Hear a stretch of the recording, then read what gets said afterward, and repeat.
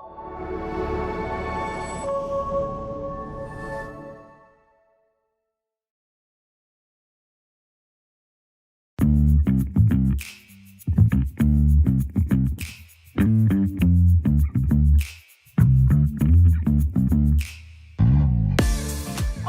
hey! Didn't see you there.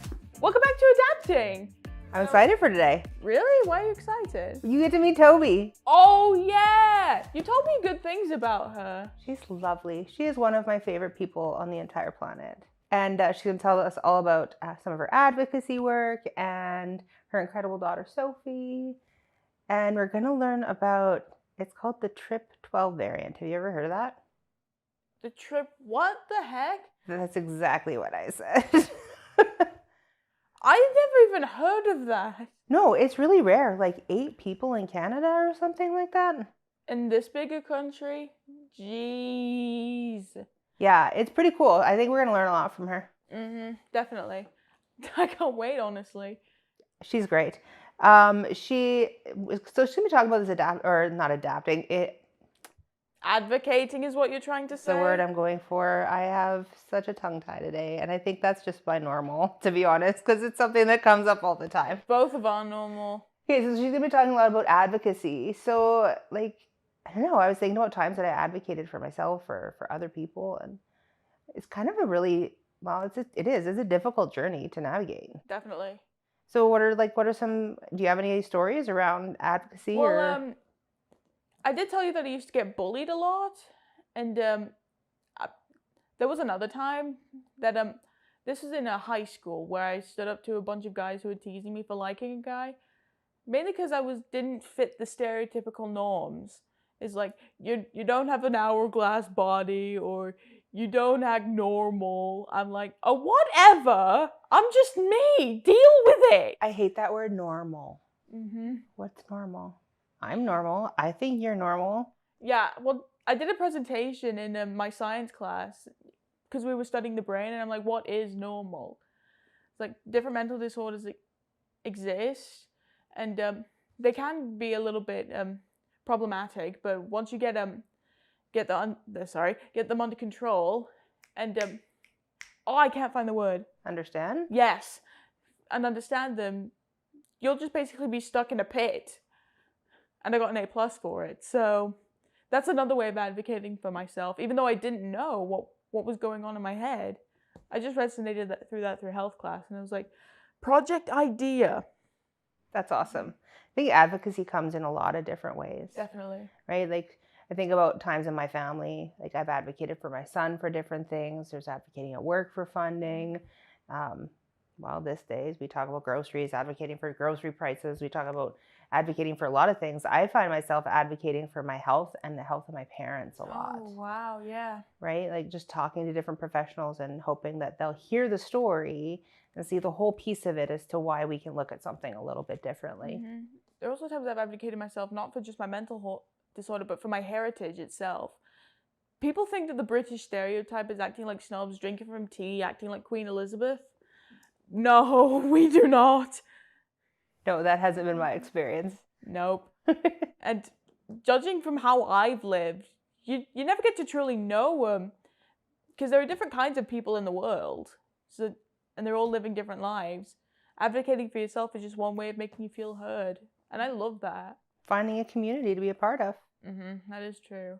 All right, so you ready? You ready to meet my friend Tobi? Heck yeah. All right, let's check it out. We'll see you at Tobi in a minute.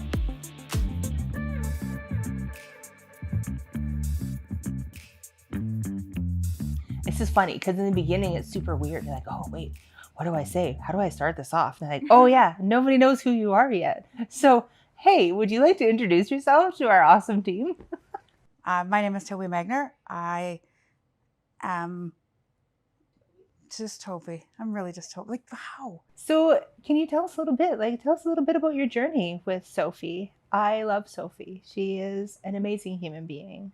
Thank you. But I make up this story in my mind that going through this journey, especially starting with when you first getting diagnosis, fighting to get diagnosis, all of these things can be really overwhelming. Yeah, it took everyone else a while to get diagnosed. It took me a while, honestly, because I didn't know until I was 18. And that pissed me off a great deal.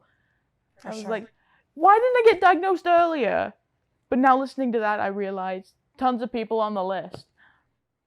Yeah, I'm super sympathetic to that. We just briefly, Sophie had the same teacher in grade 3 that she had in grade 1.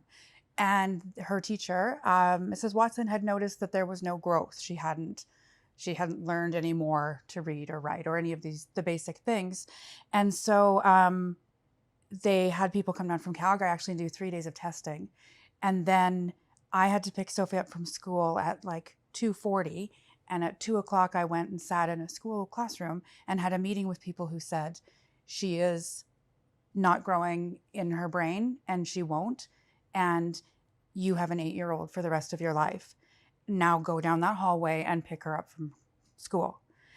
So my morning process that day was really short. I had in 20 minutes her in my arms. But my morning process after that was a good couple of months. This was at the very end of a school year. So the summer was really off. And when you get diagnosed, a diagnosis, you feel a loss of all of these things, a loss of, perchance a wedding and grandkids and all these things, because who wants to marry somebody has an 8-year-old intellect? And it was a huge process, and I don't even know how far I was along in it when we went into grade 4, and they wanted to keep her at the same school. My son went into grade 1 that year. They would just give her the same work that he had. So she was in a grade 4 classroom with average children doing coloring pages. And that was their plan for her. So how did that feel? It felt terrible for her. It absolutely, she was ashamed. They gave her different, things they gave her a chart to point if she needed something, if she didn't have a pencil. She was like, she could say the words, but they really dumbed it down and made her feel terrible. That sounds like a friggin' gut punch, I swear. It feels like they gave up on her as soon as that happened. Well, and there was a program that she could go to that was for special needs kids, but it was full with 6 kids in it, 1 teacher and 1 aide. So I wrote letters, I made phone calls, and then I had a meeting with the president of the school board and said, this is going to change. She's going to get in that class. And she did. And then in grade 7, she went into the LAP classroom at Crescent Heights High, and she stayed in it all 6 years, which is amazing. So the same teacher, it's been great. And all of the things that I learned to advocate from her, because the system is so terrible when it doesn't see you, right? So I had to make her be seen. And in that way, I guess I had to make myself be seen. And now I like that. I like that people know me for advocacy. We all have a place, right? We all serve a purpose. They're just different. Yeah, you're a pretty big force around that too. And Sophie just graduated. Yeah, to be fair, she has milestones that are and I might get a wedding, because she is changing. I didn't get a diagnosis that day. And in fact, I didn't get a diagnosis until this spring when she's 17 years old. We had our second round of genetic testing and they found that she has a TRP12 variant, which is becoming common, but there still are less than 500 of us in the world because it's so new. Testing has gotten so great. But so we didn't have a diagnosis either until that late in life. Wow. Yeah. And so you don't know, and they didn't know, at the time, to tell me she would never evolve. She's evolved leaps and bounds. She does have 8-year-old moments. I also have 8-year-old moments. Me too. I have a lot of 8-year-old moments. I'm not ashamed. I have 4-year-old moments. Does that count? Exactly. Exactly. I'm sitting in the fetal position. Come on, I'm like a baby. But we graduated, it's just a different certificate. And she's going to have jobs and she has had boyfriends right? And she has made some bad decisions and I've let her make them because she gets to make the same mistakes that we all get to make. She's kissed boys and done all these things and even if I didn't like them, I let her do it to make that mistake. I think that's a really big shift from you to what a lot of people do, because a lot of people think, oh, well, I have to protect, It's all about protect, and protecting means stopping all of these things from happening. So actually, walking with Sophie through these processes, I mean, through these times in life, she's grown so much, and she's become quite a remarkable young woman. And I think that your ability, your desire, your commitment, that's a better word, your commitment to having her be the same as everyone else, because she is the same as everyone else. She has some amazing talents that come out. She has some amazing skills. She's hilarious, right? And bit sassy. Yeah, a bit sassy, but that stuff gets put away when we just shut people down. That never gets a chance to come out. And I think that's one of the really amazing gifts that you've offered to her through all of it. Just let her shine. Just a tinge of support is what a person really needs to get through this craziness.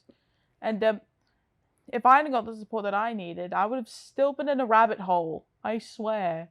Mm-hmm. So it's for people like you that managed to get a lot of people this far. The advocacy, the support, the love. The love is basically the key of that.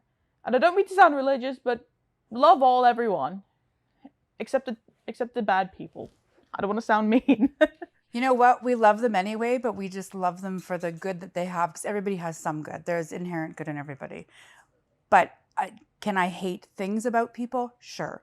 But you got to love that everybody's trying in their own way. We're all just getting through. Absolutely. So tell me, so this is kind of extended past the family, though. So you've created this great environment of inclusion and support within your family, and then you brought things out into the community. So can you tell us a little bit about that piece? Well, I just, I think I'm really lucky to be where I am. Like, socioeconomically, I shouldn't have a child with a disability, because I have a really good life and I've established a business and done all these things.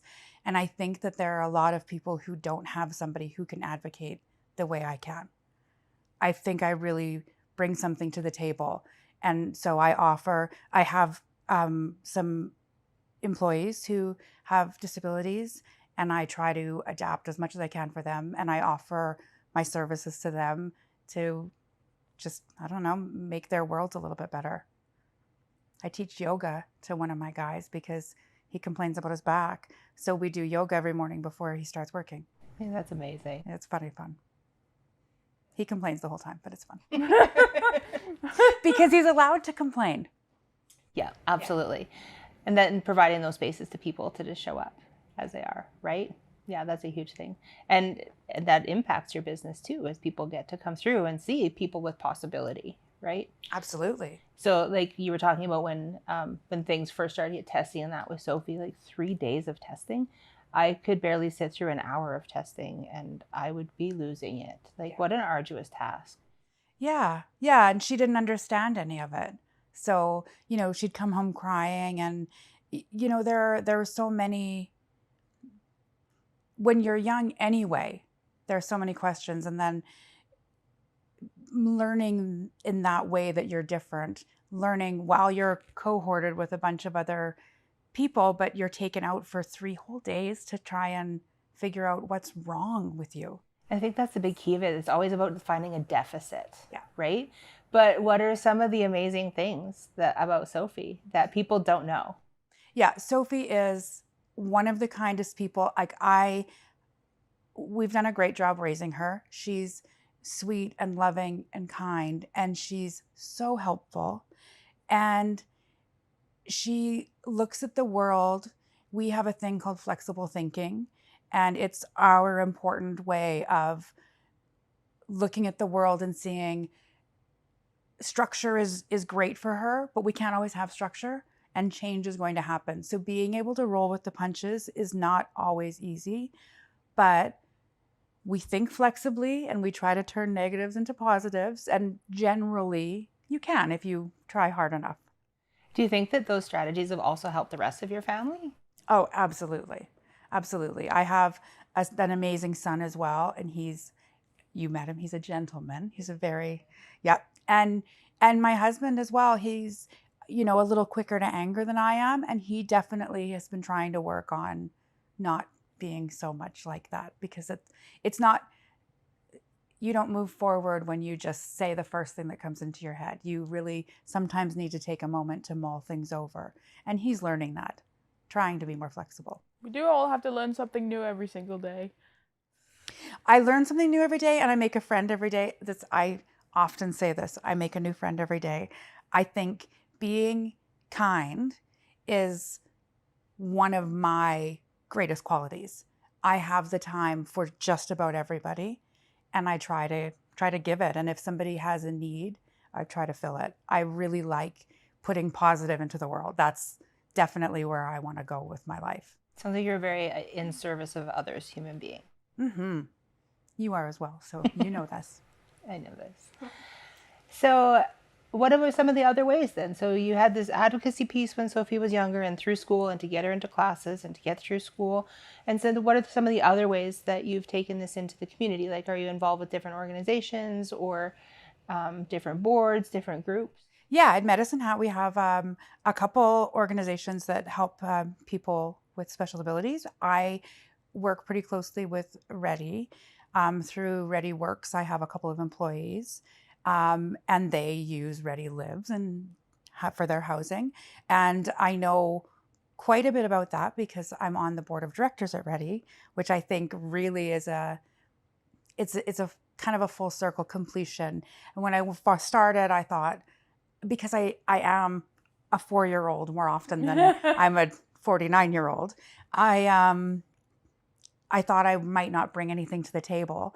But it turns out I have a really big role there because I don't only have the employees, I have a really personal connection with disability. So I'm on the Client Rights Protection Committee, which fits like a glove. Like, I really believe that everybody, again, we rarely make restrictive plans. And when we do, it's a safety issue.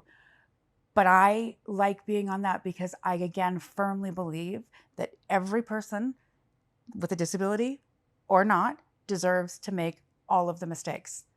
They deserve to do it. And it's a rite of passage. Right.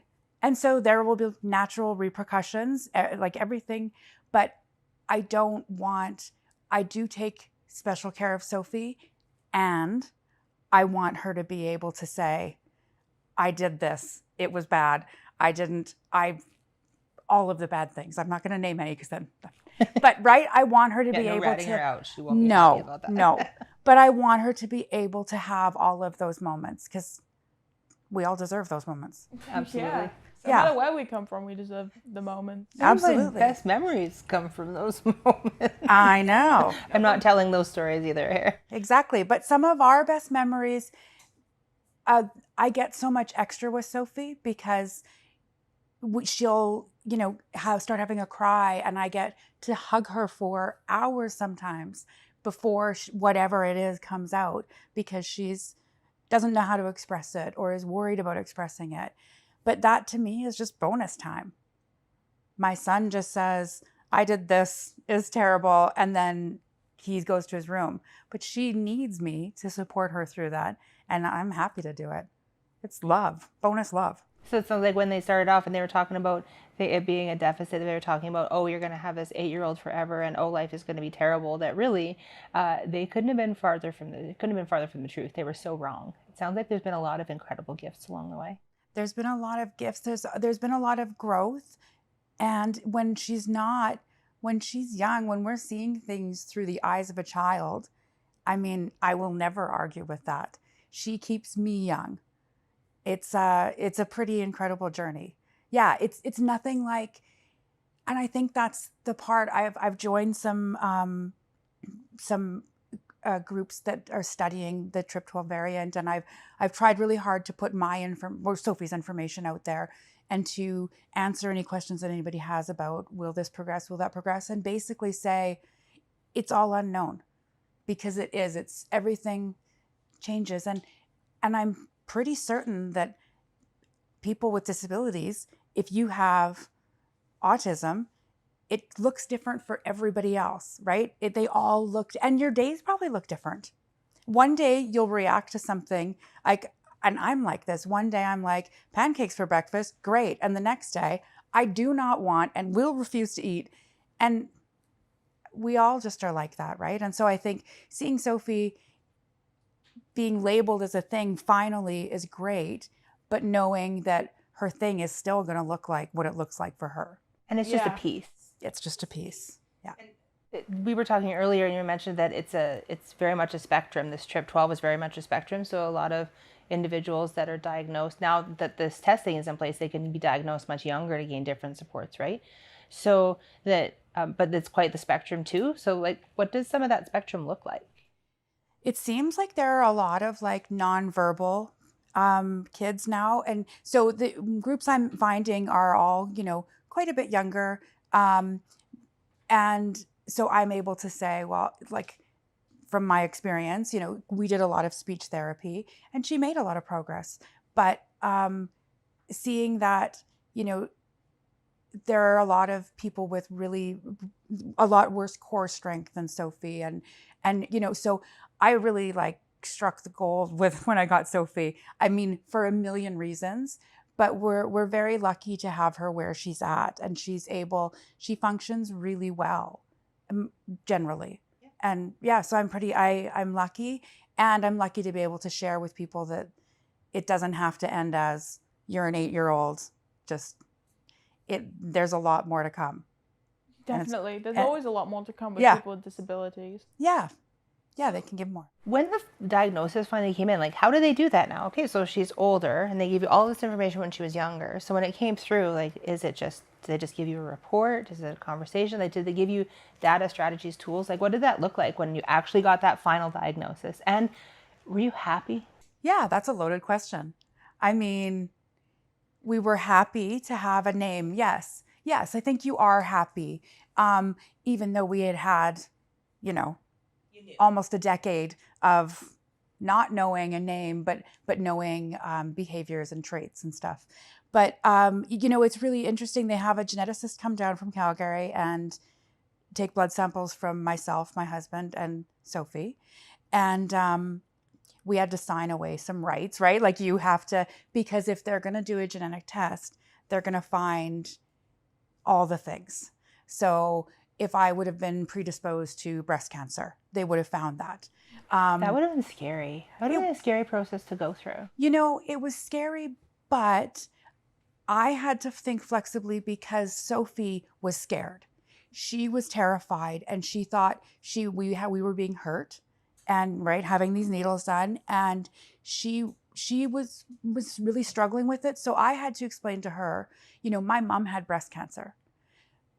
If I could take a test and find out that I was predisposed to it and I was right, the likelihood was higher, then I could have a mastectomy and not ever worry about it. It's such a gift. It's such a gift. And so I was able to explain to her, you're helping me. Like, I get to see Dr. Durand explain to us that, and this was at the call, we did just a video call, and just him and I looking at each other and him saying, the genetic testing we've done so far, you've walked up to the doors of a library and you've seen that there are books inside it. And he's like, now the doors are open and you're looking at all like 40,000 books and reading them. So, which is like, think about that in 5 years, how much progress that was. And so now we're able to find this one protein switch in a gene that is going to A, define Sophie, and B, not have any bearing on the rest of our lives either, because we've got a name, we don't know what that looks like. So we're kind of trailblazing what it looks like. We're telling people what Sophie's experiences were, and all of these new families who have, that would be their first test and they would get it, they're all able to go, okay, we can look forward to this. She's graduated high school, she'll have a job, she'll have a wedding, she'll do all of those things. And so being able to tell people you have something to look forward, so much to look forward to. We're not trying to find something bad. We're just trying to move forward and see what every day brings. And it's just been more fun as we've gone. That's fantastic. That is true. That is true. Yeah, your day changes, right? Oh yeah, day to day, my ADHD decides, nope, we're doing this. And I'm just like, okay, should I do that? And there's always this one-sided conversation in my head, and it just drives me insane. Mm-hmm. And you don't know what to expect with what's going on whenever you have a disability. And learning to look forward to something with the 12 variant thing, I don't know how to say it, but it actually shows how far Sophie's come with what she's got. Yeah. The fact that she's able to graduate with this disability and finally get a name at the age of 17 is incredible. Mm-hmm. Yeah, it's been really amazing. I'm pleased at where we are. And yeah, it's, you know, I know you have like the panic attacks, the anxiety, and that's something that I carry with me. Me too. And yeah, we can all share in that and know that some days, I saw a bumper sticker the other day that said, I didn't want to go anyway, or something of the like. And it hit me, because I was like, yeah, I'm going to say yes to stuff, but a lot of the times I'm not going to show up. And I'm going to find 1,000 reasons why I can't go. Yeah. Yes. Yeah, it's easy to find reasons not to do things. But that's just, it's the human journey, right? Collectively, we're all just trying to make it to the end. Definitely. We're all shooting for the same goal. Mm-hmm. We're all shooting for the end game, as I call it. Basically, having a family, doing what you want to do, that's the end game. And since we're all shooting for it in different ways, no matter the obstacles, we can do it. Yeah, overcoming those obstacles it's all you can do, because you have to, right? And that piece of information, I think, too, also opens up possibility for different things like extra funding and the ability to access resources. Like once you have a name on something, it does make that process, in my experience, it makes that process simpler. Has that been your experience so far? Absolutely. We've just received word that she qualifies for PDD, which is Persons with Developmental Disabilities funding. So when she transitions from being a child, she turns 18 next month. So she'll have, which is a whole nother adventure. Wow. I know, it's bananas. And will she go to the bar and drink too much? I don't know. Does she want to? Yes. So will I facilitate that? 100%. And we'll see where we get. I will be her driver and we'll figure it out as we go, because those are fun things that you get to do. But yes, funding, you know, I think people don't see about a disability also is that it leads and creates so much paperwork.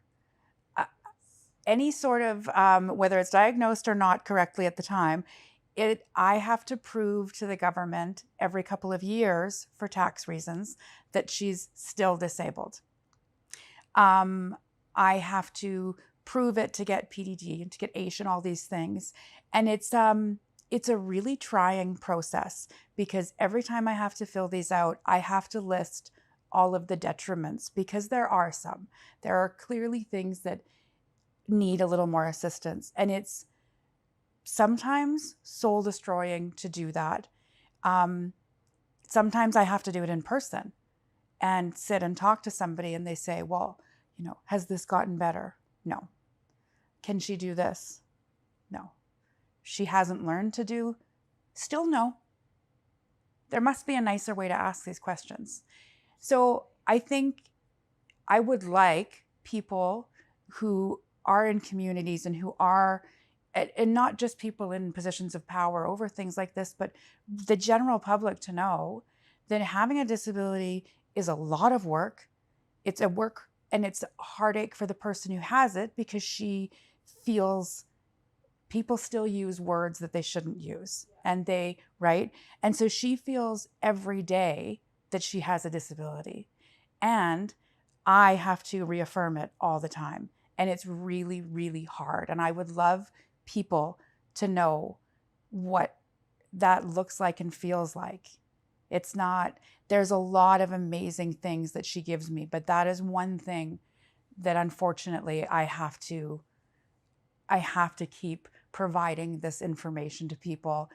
And they look at it as, how many deficits can you list? And that's a really hard part of my job as an advocate.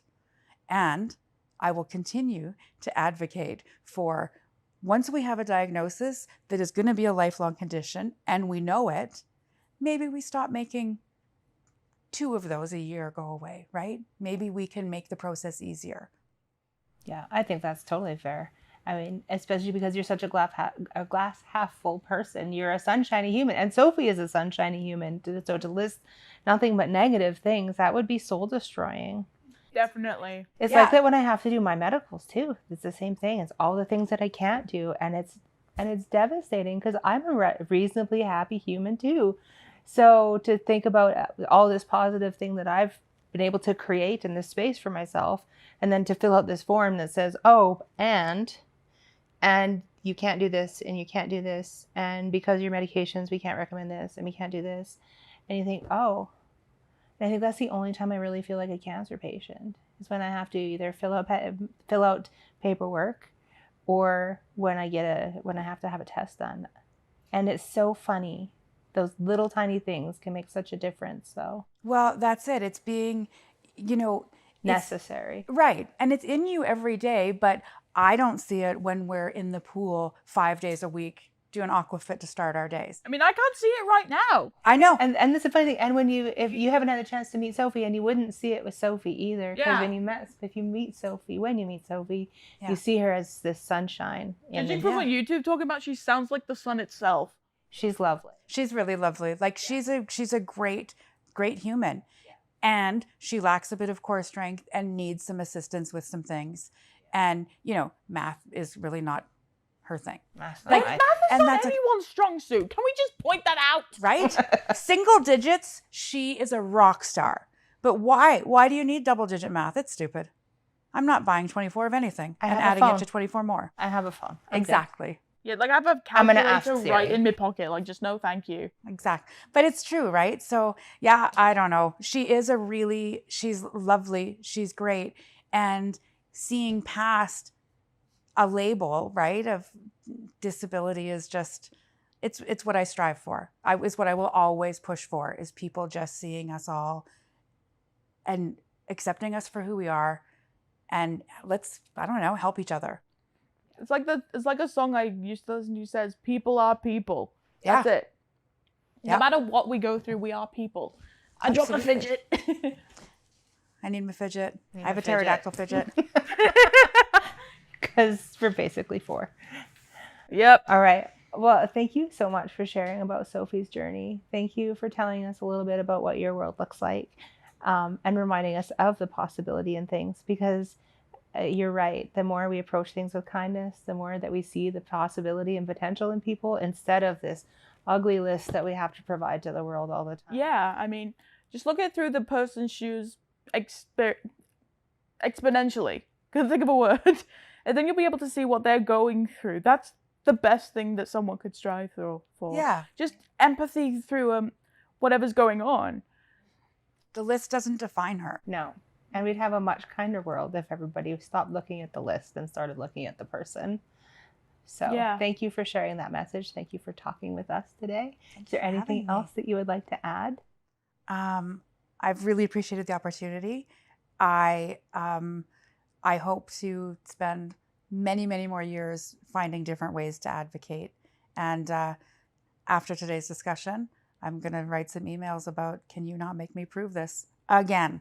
So, because why not? It just continues. That's just keep going. Thank you, guys. Thank you so much. Yeah, thanks. See, was that fun? Yeah. Yeah. So nerve-wracking. And like starting things. Oh, I can turn this off.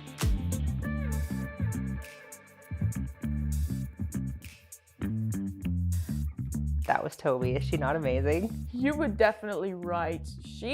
She's incredible. Yeah, she's this ferocious human and a Care Bear all at the same time. I guess Care Bears were kind of ferocious too, because they did that whole Care Bear stare thing. Yep. Anyway. Care Bear is ferocious with hearts. There you go. Enough said. But yeah, she's also very, very caring towards her daughters.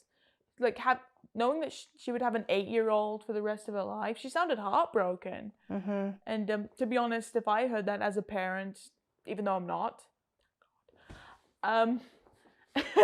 I would have been heartbroken too, or at least worried, like, what do I have to do? And since my thoughts go a mile a minute, I'd just faint before I even got out of the hospital room. Yeah, I think it's a lot. It's a lot we're talking about and having to talk about negative things all the time, all the time, all the time. I know you didn't get to meet Sophie, but Sophie's a doll. Yeah, judging from what you guys told me about her, she sounds like I said when we were conversing with Tony, she sounds like the sun itself. Yeah, she's lovely. I mean, she's a teenager. We all have moods, but hey, I have moods too. So that's the thing. Mm-hmm. But no, Sophie is a lovely human being. And like over the years that I've known her, I can't believe how much she's grown. And I can't believe she's graduated high school already. Yeah, the fact that she graduated high school alone is an achievement. Yeah. Tobi wanted me to share, because when she was talking about Dr. Durand and that he's the one that gave all the information. Oh yeah, I do remember that. Yeah, but really important to note that it's Dr. McCartier, and she wanted to make sure that Dr. McCartier got recognition there because they've been incredibly helpful in making sure they got access to all the testing and the information that they needed. So thanks, Dr. McCartier, for helping out my friend Tobi and her incredible family.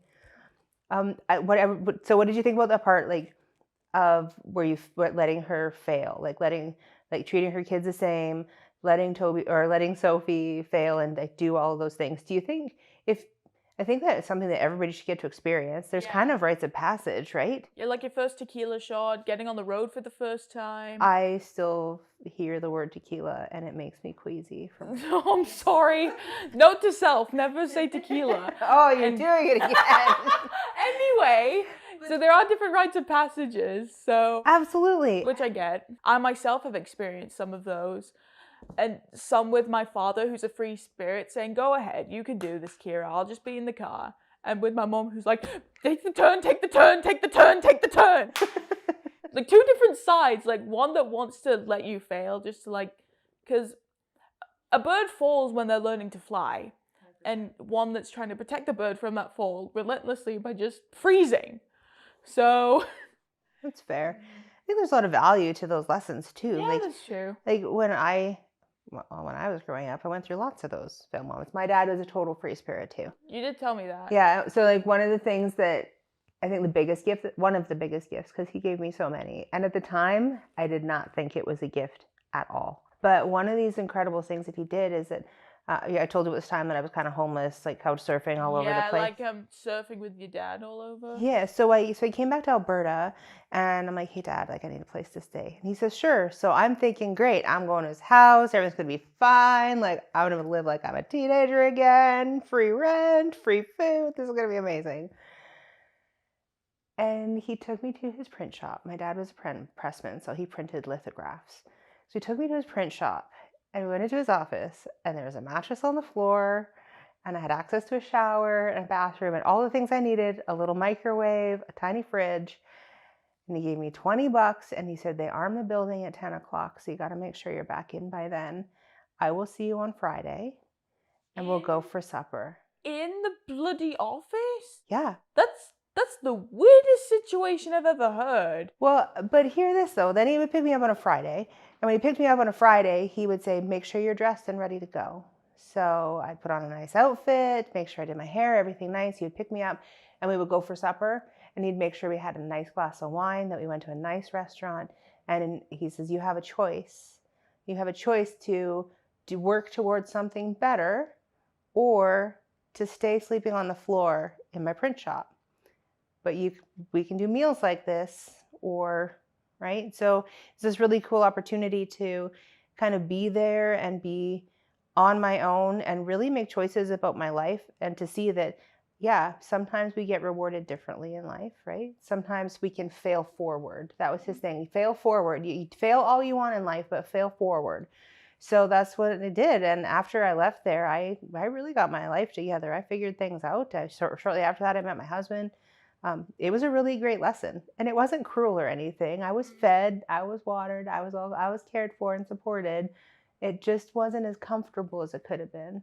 So wow, it's a pretty cool lesson. I was really mad at him at the time. I was really mad, but I was super grateful for it now, because I think looking back, it's always like, why did I think this was a bad thing?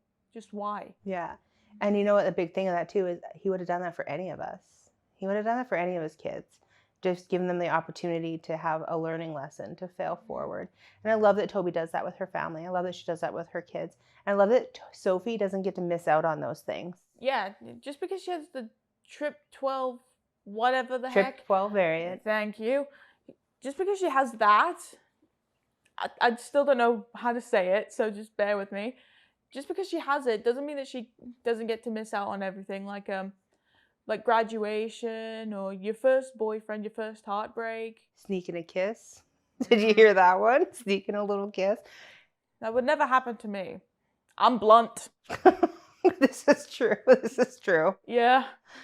Oh, well, I'm really glad I got to share that I got to share Tobi with you, and I really hope you get to meet Sophie one day. Yeah, you know how she said that she makes a friend every single day? Yeah. She made a new friend that day, so thank the Lord. It's totally her too. She makes a friend everywhere we go. Everywhere we go. So, all right. Well, are you ready to see what comes next? Yeah, I'm excited, honestly. Me too. I hope everybody else is. Thanks for joining us for Adapting, and we'll catch you next time. Keep adapting.